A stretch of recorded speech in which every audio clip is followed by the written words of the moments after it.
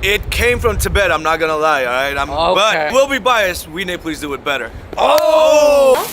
Yeah. If you ask the average person what they know about Nepal, they might at best mention Mount Everest. But there is such an incredibly diverse history that reaches back thousands of years that between the food, culture, religion, and people, we couldn't fit it in a short video. So we're gonna go dive deep into Nepalese culture the best way we know how without leaving the country. By going to Queens, New York. The expedition is led by our mixed Gurung, Nawari, Brahmin, party promoter friend Sid. So sit back, learn something, get a little hungry, and hit that like button right now because this is the World NY. Let's go. What's going on, everybody? Welcome to a very special episode of the World NY. Today we are in Queens, New York, and we're about to do a crazy Nepalese food crawl. You know, we're about to hit up so many spots, but we could not do this without a Nepalese friend. And here with us, we got Sid. Hey guys, my name is Sid, Siddhant Lamishane, and I come from Nepal. I was born in Nepal. I come from many different backgrounds. I have an identity crisis, to be honest. You know what I mean? My mom's a Gurung, my dad's a Brahmin, and I grew up in a Nawari family. So you spent a lot of your life in Queens, so you know the lay of the land, and you're gonna show us where we're going today. I did. I did grow up in a bunch of different places, but my parents moved here since I was a kid. All right, Sid, what are we doing today? Because I just got to get the breakdown, because I know we're going to a bunch of spots. All right, so I'm taking you to Dawas. It's like a modern fusion, really hipster place. And you got a lot of Himalayan menu. The owner herself is a Tibetan, but she grew up in Nepal, so we got some interesting food. So it kind of like speaks to the complicated nature of the Himalayas, right? Because you have a ton of different people from above the mountain, below the mountain, some people who mixed a couple hundred years ago and then created a new group of people. We're all over the place, yo. After this, we're gonna go to Woodside Cafe, which is one of my favorite restaurants. We're gonna try some Nawari food over there. And then we're gonna go to Takali Kitchen, which is the most traditional Takali Nepali food that you could get. Okay. So we're going from kind of the hipster fusion modern spot to the traditional spots. That's right, that's right. Dawas Kitchen, let's go. All right, Sid, on this Nepalese food crawl, why did we start here in Sunnyside, Queens at Dawas? So I brought you guys over here so we could try some authentic, traditional Nepali breakfast. My name is Dawa. I'm a chef and co-owner of this restaurant.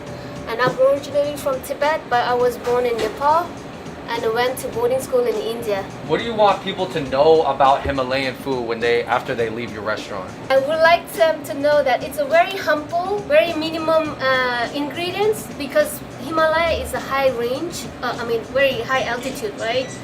We are not abundant with all these vegetables. So basically it's like a lot of root vegetables and dairy products and the meat. Yes, tough climate and then still make it delicious. All right, you guys, breakfast is being served here at Dawas. What are we looking at?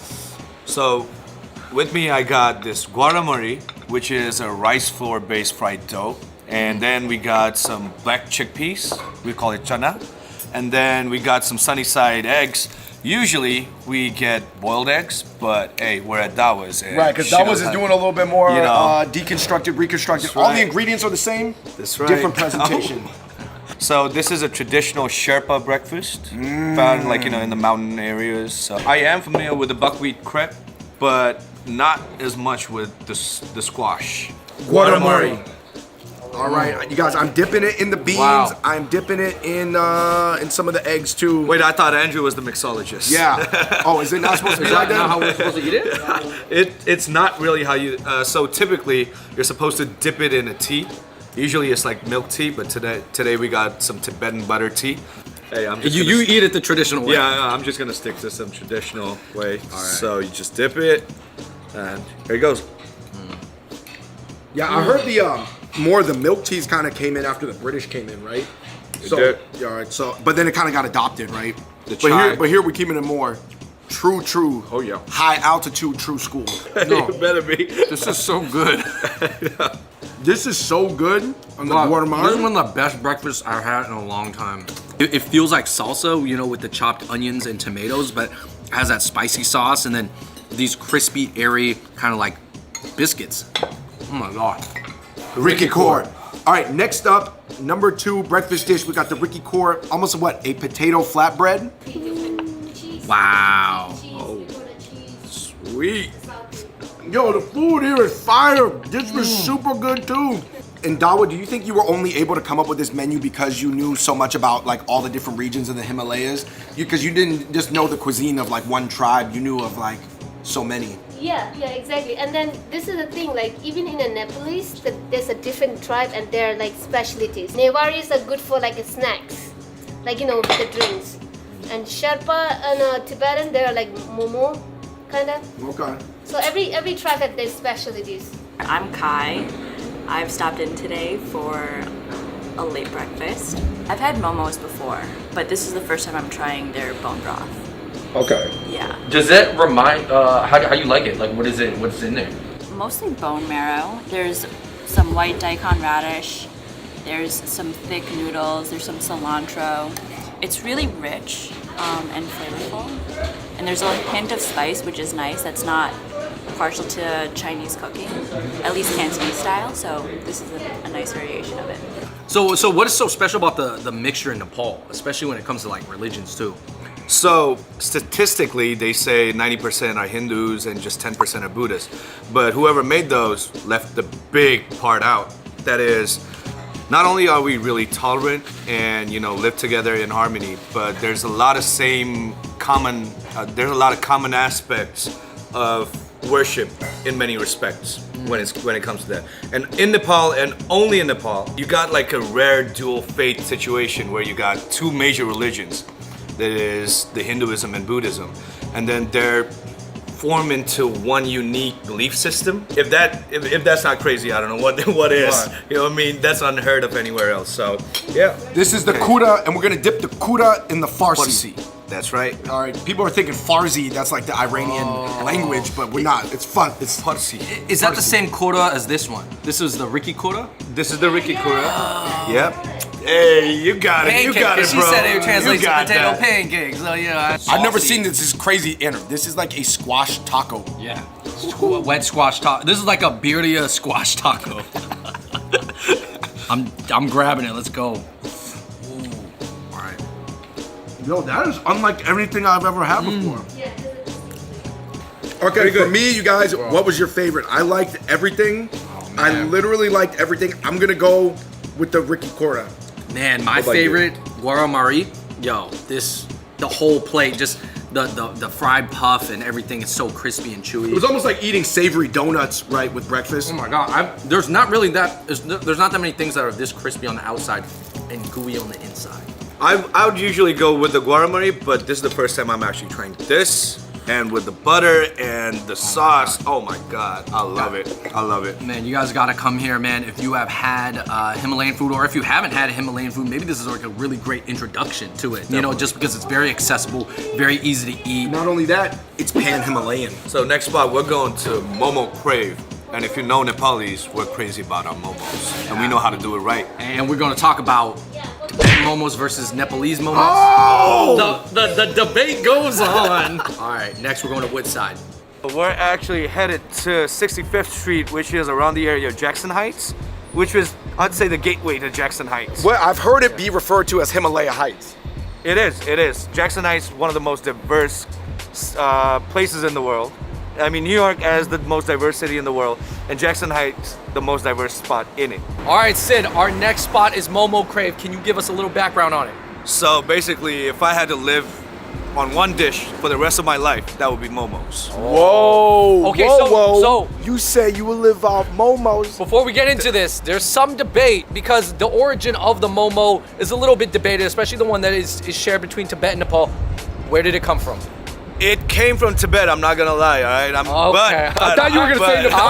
But I will be biased. We Nepalese do it better. Oh! Yo, Mom's Momo truck in the Tibetan video was pretty good. So we'll see. It's no beef. No beef, But it's all love. it's all friendly though. Yeah, it's all Hey. we're just messing around. But there are more Tibetan Momo trucks than there are Nepalese Momo trucks, correct? There are, yes. Momo Crave in Jackson Heights. All right, you guys, we're in Momo Crave right now. It's owned by Nepalese, established in 2018. Let's meet the man behind it. Yo, what's up, man? Abhishek, right here. Man, nice to meet you. Nice to meet you. Okay. Nice to meet you. Hey, tell us what you're doing here at Momo Crave. So, we specialize in fusion momos. It's Himalayan dumplings with different kinds of flavors. What we do is we have integrated some flavors from South Asia and Indian subcontinent, as well as we have flavors from America. So we've got around like 12 varieties of different kinds of momos. This sort of like modern fusion momo movement is relatively new, right? It is. But wait till you try the tacos momo. You're gonna see the Jackson Heights, the Elmhurst mix to this momos right here. Okay. All right, you guys, we are looking at a crazy momo feast at Momo Craves. Can we just point out some of the ones real quick? Like we have the tandoori momos. That's right, and then you got the chaat momo, you got the sukuti momo, you got the chili momo, you got the sizzling momo, which is my favorite. We got some jol momo, which is like the more traditional type. And here we got sadeko momo and tacos momo, which is something you would not find anywhere. What's sadeko? Sadeko is more like a marinated, sauteed, like, you know, with different spices. So it almost reminds me of a black pepper steak dish or something like that, but sizzling. Sizzling momo. And the round ones are chicken, the long ones are beef. So we're eating a chicken one right now.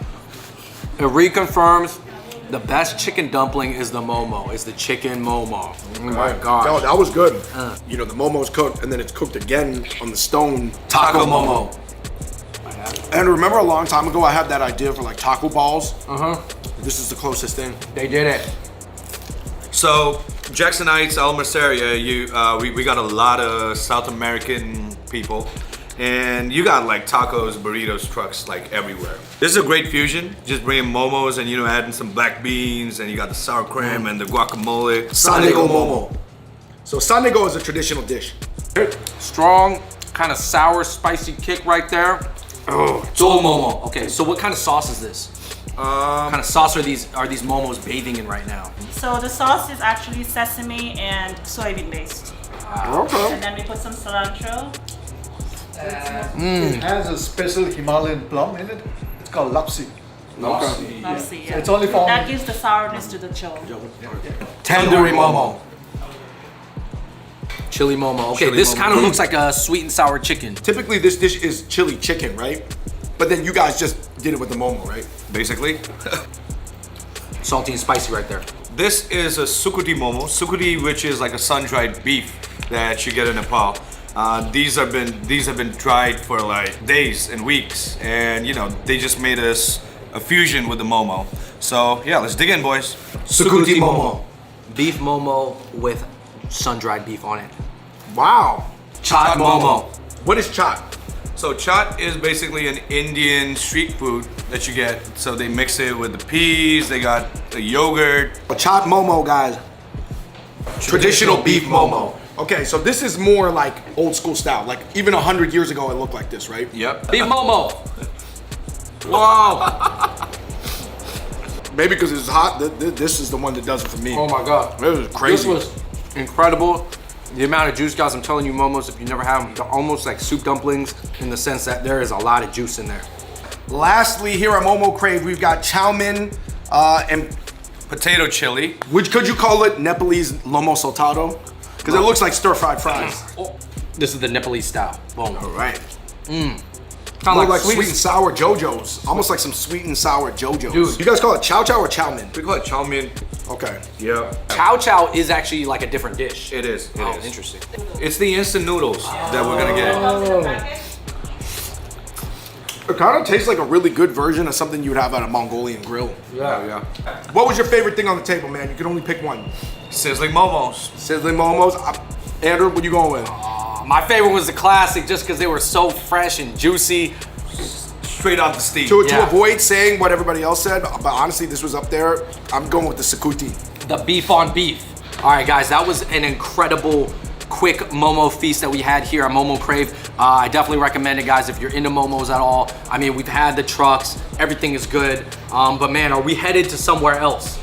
So we're headed to Woodside Cafe next, and we're gonna try some authentic Newari food. Let's go. Nepal is such a mixed place, and I think we saw that illustrated by even looking at Dawa. Dawa is Tibetan, right? But she was raised in Nepal. And then Momo Crave is owned by a person who's Newari and then a person who is Sherpa, but they're both Nepalese. And then your parents look like wildly different. I guess could you say your dad kind of looks sort of like a Bollywood guy?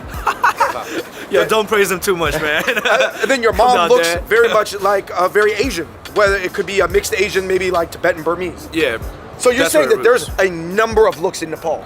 Number of. So yeah, we got like 120 languages, different tribes, and you know, it's just people living in harmony. So you don't be surprised if you run into like, you know, people looking like probably an Asian, like a proper Asian, or like, you know, an Aryan, or even a mix of both, or even Indians. So you're saying some people look like part white in Nepal. They do, kind of. Right. So we were talking about Andrew, the Indo-Aryans, which is kind of like a spectrum from someone who looks like maybe like Aziz or Hari Kondabula, which is like South India, all the way up north to like what, Shaka Khan? Shah Rukh Khan. Shah Rukh Khan, or like Shaka Khan. Shah Rukh Khan or Dev Patel. So or I got a question.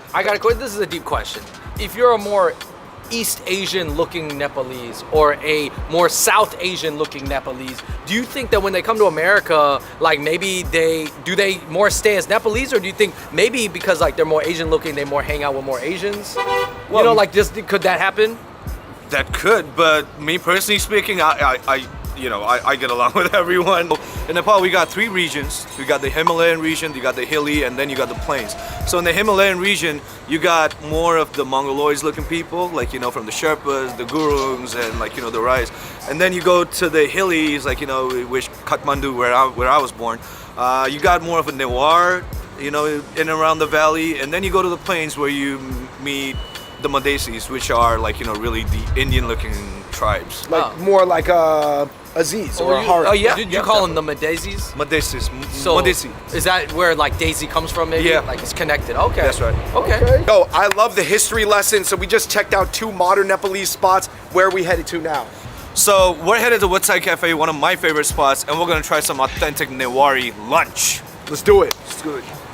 All right, for our 3rd spot, we are still in Jackson Heights, but we are going to be trying Newari cuisine. That is a specific tribe from Nepal. Sid, I'm going to let you take it from here. We're with the owner of Woodside Cafe. Newari is a tribe in and around the Kathmandu Valley, which is the capital. And We were talking about it earlier, like the middle altitude, right? the middle altitude, and they got some of the best food in the world. So here's the owner. He'd like to give you a quick intro. We have Newari food since 12 years. We are working here. 12 years. Yes. 12 years. So what can you tell us about Newari food? Because a lot of people, they don't know, you know, like they don't even know what Nepalese is. They don't know about the different tribes in Nepal. How do you describe Newari food? We are in Nepal. We are part of in the middle part in Kathmandu, but we have food Newari food like Kathmandu, Bhaktapur, Patan. What we have Newari food. A lot of people. People must walk into Woodside Cafe and not know that they're about to get some delicious Nepalese food. Woodside Cafe, let's go. All right, so we have a Newari meal right here, and we got Prashant right here. Could you describe to us what we're eating? All right, so this right here, let's start with this. So this is fried fish. It's like it's a whitening fish sauteed with like a marinated sauce and stuff, and then it's deep fried. The Newari thali, that's what it's called. It's pretty much beans, soybeans, like it's the marinated chicken. It's called choila. This is aloo ko achar, potato pickles, and some spinach. What's that in the middle? It's bidden rice. It's a rice smashed bidden dry rice. Yeah. It looks like oatmeal, you know, to the untrained eye. Right. So this is like a tradition food, pretty much. Okay. This is mutton shekwa. It's mutton shekwa. It's like a pan fried. That's what it's called, shekwa. Shekwa is like pretty much pan fried. So this right here is goat mutton. It's intestine of a goat, right here. And this is rohu fish. It's a curry, pretty much. Rohu fish with marinated with sauce and then deep fried. And this right here is like a it's like sweet. It's a sweet dessert. Rice flour. Sweet dessert with rice flour. It's a soup, very good for winter. It's called aloo tama bori. So this right here, it's a very special dish in Newar. So we usually eat this. Like in Nepal, everybody eat this. It's like a raw beef sautéed meat. That's what it's pretty much raw. It's like what you eat in the hot pot, but without putting it in a hot pot. Right. It almost looks like a Lebanese dish I've had called kibbeh. Or kofta? Yeah, it looks like kofta. It's really good. Interesting, okay. It's called samay bazi, right? Chachamari. In English, it's called, we pretty much translated it, it's like Nepali pizza. It's with rice flour, it's mixed with mashed potato, black eyed peas, and choice of a meat. This today is chicken. Godzilla, raw beef, guys. I thought we were saying Godzilla. I thought it was Coachella and Godzilla put together. That's nice. Yeah, it almost tastes like it's cooked.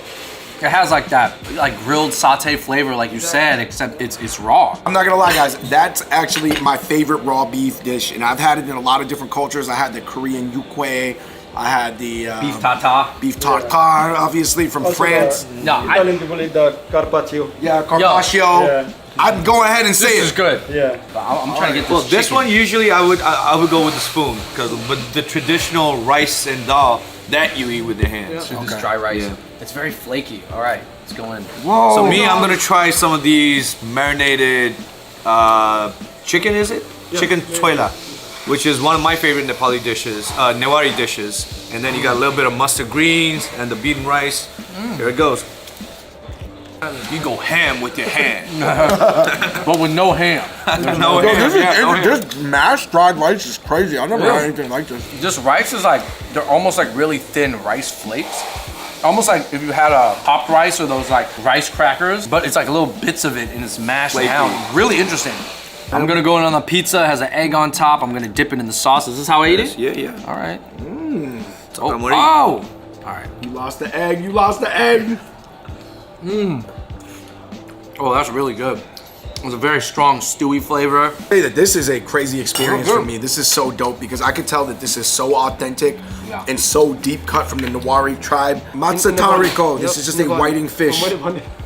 So this is more like a freshwater river fish. And tarico a니고 Like it's like very hot oil. You put it on the Oh oil, yeah, so just that's deep fry that. deep fry. Yeah, Flash just fry. deep fry. That's tarico Yeah. pretty much. So with me, I got the sikwa, which is also another one of my favorite dishes. This is like a charcoal grilled meat. So this is goat meat, and you know it's marinated in different spices. But this is one of my favorites, and my dad loves this too. Try the fish. The fish is fire. fish? Oh my goodness, look at this. That's goat intestines? Yes, that's Yeah. intestine with goat. You do the deep fried intestines. The intestine and liver mix. They don't waste any part of the goat. Like, you know, none. Bad. Not bad. I didn't know. I'm not that into intestines or livers, but that was not bad. It's very chewy. Goat worked hard. Got another type of fish. Yep. Rahu fish. I'm not saying Nepal is famous for fish because it's not anywhere close to the ocean, but the fishes ain't bad. Somehow you guys got the fish dishes right. Call it lalmun. Lamun. Lamun. Newari, we call it lamun. Moment. All right. Sis, bro, you're also Newari, right? I grew up in a Newari family. Oh, okay. Yeah, I was raised by Not to Newari get family. confused. The little- Yeah, you know, yeah. Oh, trust me, bro. We talked about that. You are every tribe. See, I told you. Nepalese version's better. All right, here we go. Oh, is that the bamboo soup? It really is like a mixture of cultures because I see like a lot of Indian influences. I see bamboo and some of the vegetables, the greens, they look like more like East Asian. And then I see all these other things that I've never seen before. So it's just like this really cool like culmination of it all. Yeah. We're talking about how even other Nepalese people get confused about what tribe you're from because actually you're from two different tribes. I am. So, like I said, my dad is Brahmin and my mom is a Guru. But at the same time, I grew up in a Newari family, which was like, you know, from my dad's side. And when they moved here, I was still with them over there. So I kind of like, you know, so I grew up eating these kind of food, but I look different. And even the homie over here was like, yo, Sid, like you're mad confusing, bro. You know what I mean? So if my own people tell me that, like, you know. Yo. So you're saying you're kind of like the Steph Curry of the Nepalese. 'Cause you're like, I don't know, what are you? Which one are you? Or the Drake. The Drake. Which one you want to be, Drake or Steph? Very ambiguous. You can be Drake or Steph. You get to choose. Pink sauce momo. Okay, what is in the pink sauce? Tomato marinated tomato sauce with a heavy cream mix. Oh, so it's an Italian fusion. Yep, we got it. It's like, You heard that? Raviola vodka. It actually really looks like a vodka sauce. Yeah. All right, I'm down to try it, man. The pink sauce momos. Pink sauce momos here at Woodside Cafe. Oh yeah. Yo, it actually tastes like pasta alla vodka, mixer in momo. You know, we are wrapping up here at Woodside Cafe, Newari Feast. Very, very dope. I gotta say, man, maybe the raw beef was my favorite. I don't know. I might Really good, guys. I think if you come here and you're okay with eating raw beef, I know not everybody is, but you gotta try this, man. If you've had beef tartare and you've had the Korean one, you gotta get this one. Mine would definitely be the sikwa. This just makes it feel like home, you know what I mean? I'm gonna go with this bamboo soup right here. That was really good. Altama. Almost tasted like a mofongo or something like some type of chicken stew from like the Caribbean. These go back 1,000 years, so Yeah. you know what I mean? Cheers. Let's drink the chang. Babos. Baba. All right, you guys, we just wrapped up our Nawari feast here at Woodside Cafe. Where we headed to now? Next, we're headed to Mustang Thakali Kitchen, which is like the traditional, authentic Nepali dinner, lunch, whatever you want to call it. So it's basically dal bhat and assorted side dishes. Let's go. You're Nepalese, right? But you're half Sherpa, half what? No, half llama, half groom. So you're half llama, half Gurung, and that llama is from Dalai Lama's llama. Yeah, you can say that. So you're Buddhist? Yeah, Right. So is there anybody, most people with the last name Lama will be probably Buddhist? Yeah, most of them. Okay. Yeah, most of them. And you got a new twin too. So and we are dressed the same. All right, you guys, this is our last and final spot on our crazy Nepalese restaurant food crawl. Sid, where we at? So we're in front of Mustang Thakali Kitchen. Mustang is a city in Nepal, and Thakali are the tribe that, not a big tribe I would say, but Thakalis make the best Nepali thalis. All right, man, let's go get some of the best thalis in Jackson Heights. Thalis from Thakalis. Real quick before we step down and get these Thakali thalis, real quick. Sid, you used to live in India. I did, I went to boarding school there. And I heard you do a mean Indian accent. Oh yeah, talk to me, buddy. Talk to me, what do you want to talk to me?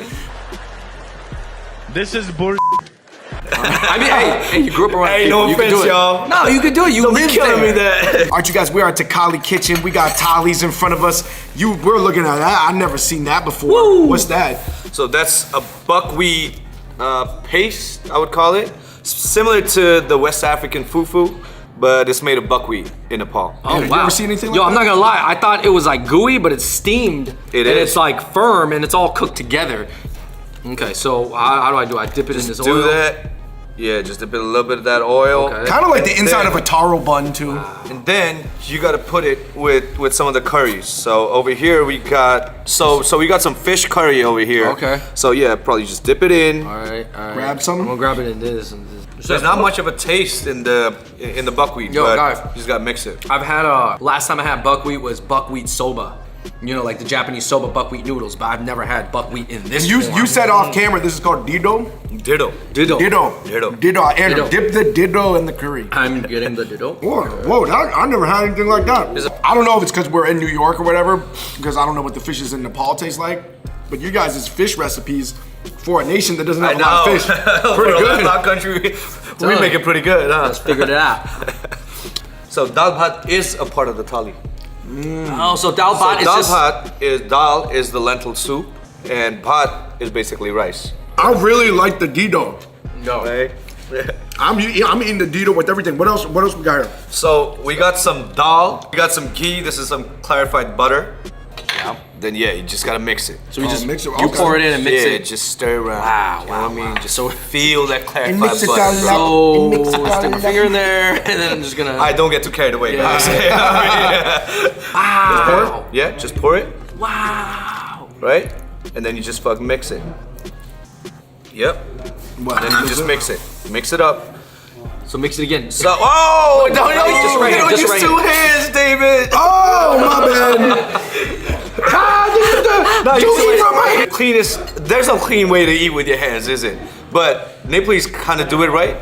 So me basically, so this took like some lessons in a way. So basically, you just use 3 of these, no, so 4 of these and your thumb, and you just mix it up, and then you just get a little bit of that mustard, and here, and then. You just pick it with the thumb, you know what I mean? Scoop it You off. Scoop right? it up. Push it. Yeah. Okay. All right. Yo, I got this. This thali has some curry chicken in there. And basically, after a scoop, you basically just take the radish pickle, take a small bite. Fills your taste buds. What about the chicken? Go curry. This gives it a little crunch. You know what I mean? This, and then I'm gonna grab. David going ham, bro. David's going ham. I'm grabbing some goat curry. I'm grabbing some goat curry, and then I'm gonna grab this chip, Oh, talk about fusion. and then I'm gonna sprinkle a little bit of rice on it. Just gonna watch out for that. Wait, bone. you got the bone over Yeah, there, just though. watch out for the bone. Don't worry. Yeah. Don't worry. You know what? Of all the spots we went to today, this is probably the one that I could eat at, obviously, like every day. In terms of, you know, it's really light. But in a way, this is what Nepali people eat every day. This is the fuel that keeps Nepal going. Yeah, you know the phrase, dal bhat power, 24 hour. Dal bhat power, 24 hours. Guys, I'm here with the chef and the co-owner over here, Sharmila Sirton. And she's gonna tell us more about Mustang and Takali people as a tribe and about how this place actually just started. So, please, Ozzy. यो चाहिँ हामी चाहिँ मुस्ताङ जिल्ला जोमसुमबाट आएको हैन अनि यो खाना चाहिँ हाम्रो घरमा सधैँ पाक्ने खाना हो यो हामी सधैँ बिहान बेलुका पहिला हामीले योसीलाई डिनरको रूपमा र राइसलाई लन्चको रूपमा खाइन्थ्यो तर आज भोलि टाइम चेन्ज भएछ अब योसीलाई हामी लन्चको रूपमा अनि राइस थाली लाई चाहिँ हामी डिनरको रूपमा खान्छौँ. So basically, she's from Jomsom in Mustang. And the food, they said, originated from the Takali people, where we ate the rice for lunch and the dito for dinner. So they started off in 2008, and this has been for almost 13 years now.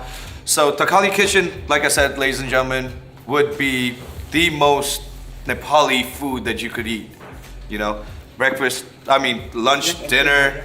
So, you know, you got the whole thali. So yeah, Mustang Takali kitchen. Cool. Thank you so much. Thank you. All right, you guys, that brings us to the end of our Nepalese crawl through Queens, New York. You guys, the days are short, the winter's here. Andrew, what was your major takeaway? Man, my major takeaway is that I just really didn't know how diverse Nepal was. Like, I had Nepalese food like once or twice before, but you never delve deep and really talk to this many people. And obviously having you there take us through it all, I just learned so much. And yes, the culture is super deep, there's a lot of history, and it's extremely diverse, but you guys all get along. Yeah, I mean, I think someone told me that it might be the most diverse country in the world in terms of language diversity, for sure, right? It is. So, like I said, we have 120 languages, different fucking tribes. You know, it's crazy. Yeah. And I heard the whole country is the size of Manhattan. Is that true? It's the size of New York.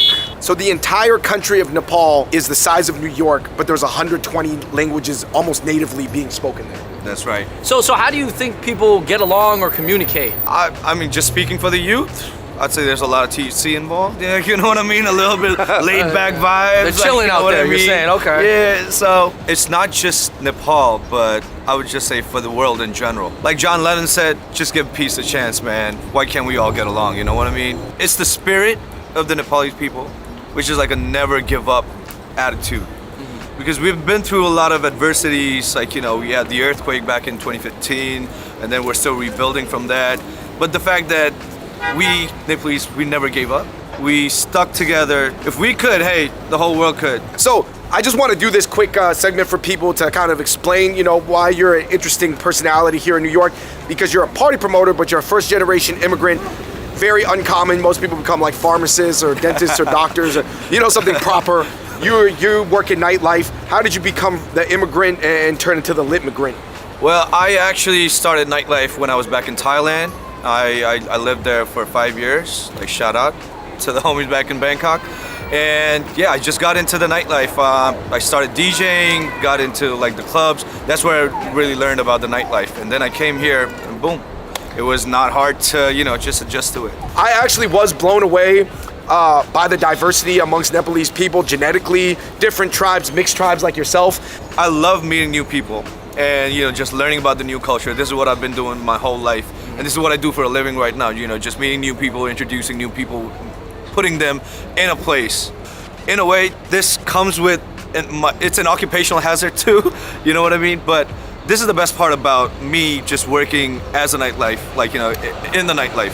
So you're saying you working in nightlife is somewhat still in line with the Nepalese spirit of being at peace with each other, kind of like blending things together for harmony reasons, I guess. Well, in ways put, yeah, I'd say that. I'd say that. I think if I didn't know you said, I'd be like, yo, that's BS promoter talk. But having knowing you, man, that's real stuff. Hey, nah, you already know. You're putting different people to the table, just like people, different types of people in Nepal. David, what was the favorite thing you ate today? Oh. 2, Just No, I'm not. Just my favorite thing. favorite one thing, bro. Oh man, a potato pancake at Dawa Kitchen with the green Dawa. salad. Yeah. Ricky No, Lo- I keep thinking about Ricky Core. I keep Ricky thinking Core. about I keep thinking about the Ricky Kura from Dawa Kitchen for me. Wow. What about you, Andrew? Just the fresh steamed beef momos at Momo Crave. Me? Well, Did you because- discover anything new that you really yes, liked? Yes. For me, it had to be the momo in pink sauce because that had a lot of Nepali Italian fusion to it. Because the rest of the things, I'm usually eating it around here, but that Woodside Cafe, you outdid yourself with that one. Shout out. And obviously just the Takalis, those it just felt really light and something that would power you through the day. Right. All right, you guys, thank you so much for watching our Nepal crawl through Queens, New York. Please let us know in the comment section below what you thought of the food. What's another food we need to try in the New York area? And again, guys, remember, we may or may not be traveling for a while, so you can travel within your city, travel in your spirit, travel in your mind. Huge shout out to Sid, and until next time, we're out. Peace.